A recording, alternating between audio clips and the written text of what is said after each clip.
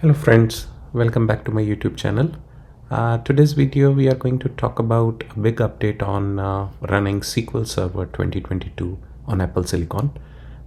In fact, there you can find a lot of videos where you could run that SQL Server using an Azure Edge Docker image, and that was a kind of a toned down version of SQL Server, and you could actually use that image to run SQL Server on Apple Silicon M1, M2, M3. But now that's changed, and it's no surprise that Microsoft allows full-blown SQL Server 2022 to run as a container, because there are so many updations on Docker as well as so many updations from Microsoft that allows you to run full-fledged capacity of SQL Server 2022 on Apple Silicon, whether it is M1, M2, or you have M3. So stay tuned and see how we could utilize SQL Server 2022 on Apple Silicon. I'll also post a link to a previous video where I've shown how you could use an Azure SQL Edge on Apple Silicon. I'll post that link within the description. But let's get started and see how we could utilize the full-blown SQL Server 2020. So guys, because now Microsoft does allow you to run full-blown SQL Server 2022 rather than an Azure SQL Edge, which people have been running on Mac OS, especially on Apple Silicon. This is the link which is specifically posted by the program manager from Microsoft. I'll post this link within the description section of the video so that you can have that. But there primarily now you can see we can run SQL Server 2022 on Mac OS. And this has happened because of you would need a minimum version of Docker Desktop, that is version 4.16, that supports Rosetta emulation for x86 or AMD64 images.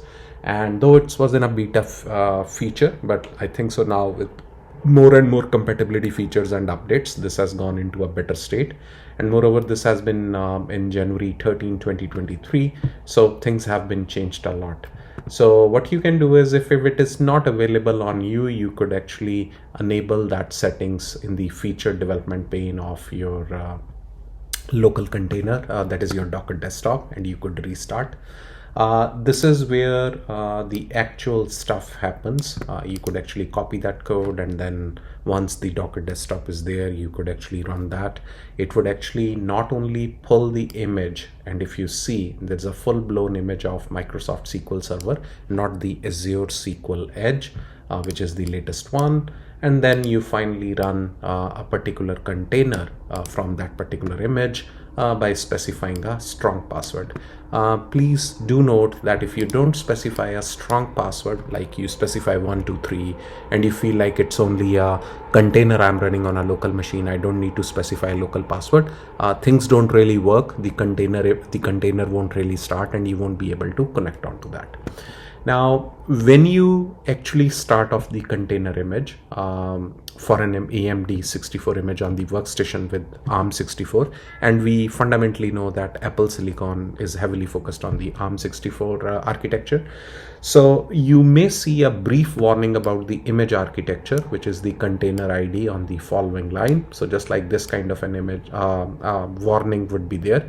But believe me guys, I have been running this. I did see this warning myself on my Mac M2, and the performance is awesome. I've been able to do a lot of SQL agents using LLMs and generative AIs, even some other capabilities like Python using some ETL scripting. So I don't have any issues on that, and moreover it provides me an option to run on what you call as the Apple Silicon.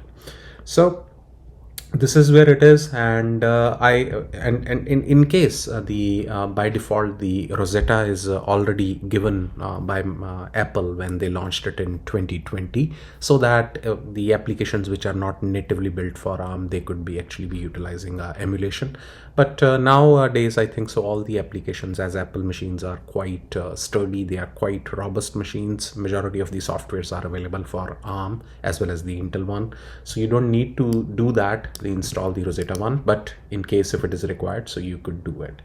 So they have also given a comparison with the Azure SQL Edge. So, but fundamentally we don't need, because let's say some of the features which were not available in the Azure SQL Edge, they are available in our SQL Server 2022. It's a full-blown SQL Server with all the features, capabilities, everything. So I hope guys this would help you to kind of update on your SQL Server container images if you are not, or container on your Apple Silicon if you are not running it. This would help you to run a full-blown rather than an Azure SQL Edge, which a lot of people did. Even I also did the same. So but now Microsoft is providing a better support for SQL Server on the containers and images, and I wish this is going to help you in your projects and your POCs or whatever you do. So I'll be coming back with some more videos. So please stay tuned and have a good one.